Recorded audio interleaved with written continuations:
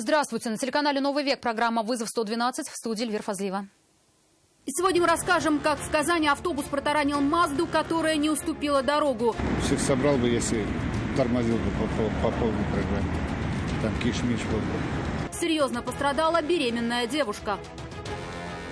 Покажем задержание подозреваемых в мошенничестве на 85 миллионов рублей. За что задержан, знаете?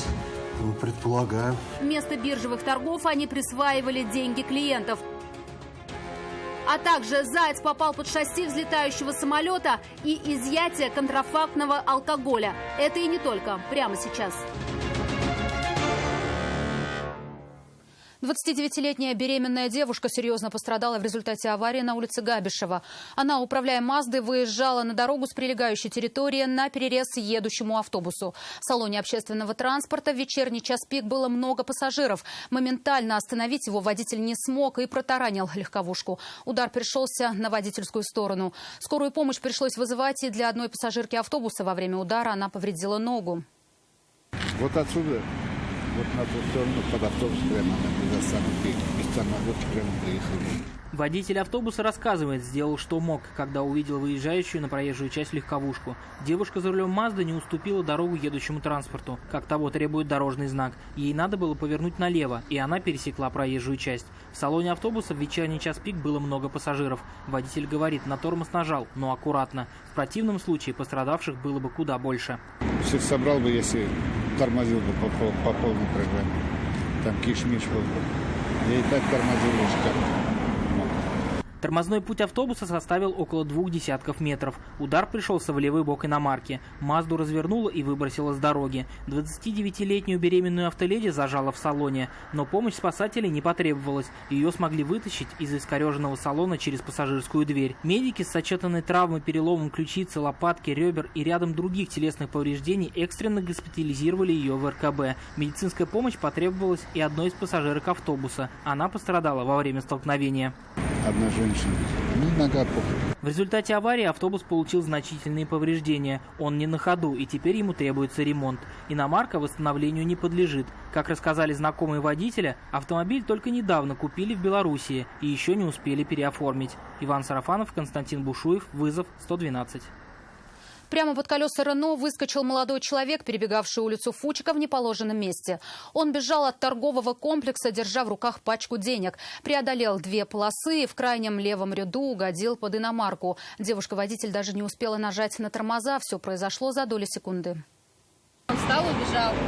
Она ехала в левом ряду, поток был плотный, скорость небольшая. Появление человека в этом месте на дороге не ожидала. Пешеходного перехода в этом месте нет. Он остался в 150 метрах сзади. Тут вот эта полоса вся, она была занята машинами, то есть он решил как-то, видимо, она более медленно ехала, вот этот поток. Решил, видимо, как переходить, то есть он реально бежал, он очень быстро бежал и не успел даже среагировать. Он выскочил перед капотом настолько неожиданно, что девушка даже не успела нажать на тормоз. Удар был не сильный, но мужчина упал на проезжую часть. Он бежал, за голову схватился, получается. В руках у него пачка денег была. Вот, то есть я говорю, вы можете встать, может, ко мне в машину пройдете? Я говорю, я сейчас скорую вызову. То есть тут машина остановилась, я еще вышел специально, думаю, сейчас, чтобы его еще кто-то не сбил. То есть он сюда вот его отлетел, он, получается. Мужчины помогли вот туда перетащить, и он, как только они его туда перевели, он встал и побежал в сторону туда вот. Такое поведение пешехода немало озадачило девушку-водителя. Она не стала покидать место происшествия, как сбитый мужчина, а вызвала автоинспекторов. Теперь им предстоит определить, есть ли во все произошедшем ее вина. Сирина Сахапова, Константин Бушуев, «Вызов 112». Водитель каршерингового Kia Rio на полном ходу врезался в «Опель», стоящий в ожидании разрешающего сигнала светофора на улице Право-Булачная. Удар был очень сильный, и, по всей видимости, водитель каршеринга даже не пытался тормозить. Почему не заметил стоящие на светофоре автомобили, молодой человек рассказать не захотел. Убытки владельцу «Опеля» должна покрыть страховая компания, а водителю каршеринга теперь, вероятно, предстоят большие расходы. Помимо штрафа за саму аварию, ему, скорее всего, предстоит заплатить штраф и арендодателю автомобиля. Сумма может оказаться весьма немаленькой – 50 тысяч, плюс четверть всех убытков, пени и упущенная выгода. Заяц попал под шасси самолета на взлетной полосе аэропорта Казань. Около 3 часов утра экипаж взлетающего аэробуса сообщил о столкновении с зайцем. Самолет взлетел и продолжил полет по маршруту. Останки животного на взлетно-посадочной полосе обнаружили сотрудники воздушной гавани. Татарская транспортная прокуратура проводит проверку и при наличии оснований примет меры прокурорского реагирования.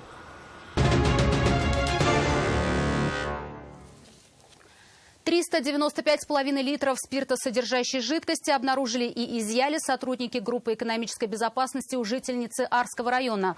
Алкоголь, как установили стражи порядка, она продавала, при этом лицензии у нее не было, а сама продукция была без соответствующих акцизных марок. Раньше она уже привлекалась к ответственности за продажу спиртного, но продолжила заниматься этой деятельностью. При осмотре ее жилища было обнаружено 79 пятилитровых пластиковых бутылок, наполненных прозрачной жидкостью, без этикеток и специальных акцизных марок. Общий объем изъятой алкогольной продукции составил порядка 400 литров. Образцы изъятой спиртосодержащей продукции планируется направить на экспертизу, по результатам которой будет принято процессуальное решение. 1 человек погиб, 1 госпитализирован в результате пожара в частном доме в казанском поселке Борисоглебское. Сообщение о возгорании поступило на номер вызова пожарной охраны 101 в 15:30. К моменту приезда подразделения в доме было сильное задымление. Горела прихожая площадью 25 квадратных метров. Из горящего помещения пожарные вынесли 2 человек. Жизнь одного из них врачи спасти не смогли. 2-го госпитализировали. Причину возгорания установят дознаватели, но по предварительной версии в доме велись ремонтные работы. Татарстанские полицейские в Самарской и Челябинской областях задержали 2 человек, находящихся в федеральном розыске по обвинению в крупном мошенничестве и организации преступного сообщества. Всего в него, по данным следствия, входили 17 человек. 11 задержаны ранее, 6 находились в розыске. 2 из них и удалось задержать. Согласно уголовному делу, они под видом обучения игре на бирже обманывали доверившихся им татарстанцев и просто переводили их деньги на свои счета. Ущерб превысил 85 миллионов рублей. За что задержаны, знаете? Предполагаю. За что? Наверное, из-за того, что разыскивали. В розыске находятся еще 4 человека. 11 задержали ранее, 2 сейчас в Самарской и Челябинской областях. Им в зависимости от роли вменяют мошенничество в особо крупном размере и организацию преступного сообщества. Как установили полицейские, с февраля 2017 по октябрь минувшего года они обманывали жителей Татарстана под предлогом обучения и игры на бирже.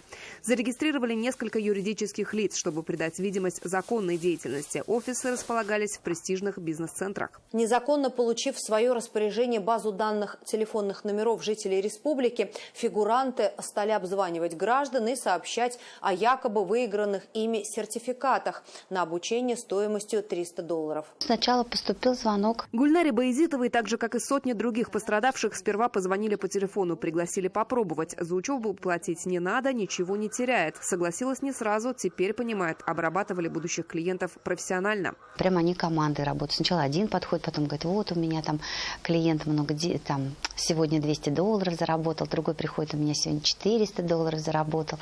Каждый как бы хвалится, что вот у них такие клиенты. На ту же удочку попался и Артем Краснов. Обучение прошел, решил попробовать себя в игре на бирже. Вложил деньги и даже начало получаться. Когда достиг намеченной планки, сообщил своему менеджеру, что хочет вывести заработанное. Потом говорит, вот сейчас давай вот еще сейчас доведем вот до этой вот там до такой суммы, и все, как бы на этом будешь выводить. Ну, говорит мне, каким там лотом ставить, то есть, ну, скажем так, ставку какую делать. Вот, я сделал ставку, и, естественно, все эти деньги, в общем, они, ушли в ноль. Он, конечно, расстроился, но вложил еще и снова выиграл. И тут понял, что как вывести средства, никто никогда никому не говорил. Сказали, что что-то с личным кабинетом, что-то там заблокировалось, вывод пока невозможен. То есть, в общем, так и не получилось. Ни разу я деньги оттуда не вывела. Только все положила. Только потом они узнали, что вывести деньги было невозможно, потому что их уже давно не было, а игра на бирже просто имитация. Предоставленные клиентам программы не позволяли участвовать в биржевых торгах.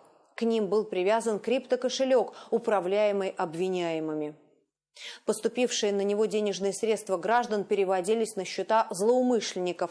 Затем машинный алгоритм извещал о проигрыше вследствие неудачного вложения, что по условиям заключенных договоров считалось естественным риском. В настоящее время потерпевшими признаны больше 100 человек. Общий ущерб превысил 85 миллионов рублей. Многие, поверив обещаниям, брали кредиты. Для гарантированного возврата средств потерпевшим на имущество фигурантов дела наложен арест. Лина Зинатульна, вызов 112. Это все, о чем успели вам рассказать. В студии была Эльвира Фазлиева. До встречи и не бросайте вызов судьбе. Вдруг она его примет.